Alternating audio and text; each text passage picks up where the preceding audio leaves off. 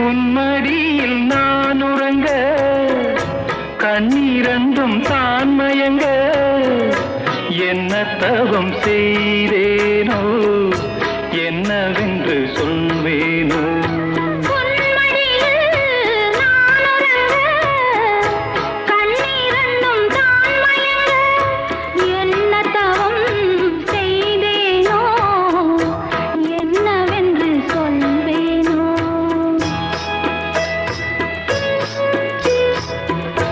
ஏழ் பிறப்பும் இணைந்திருக்கும்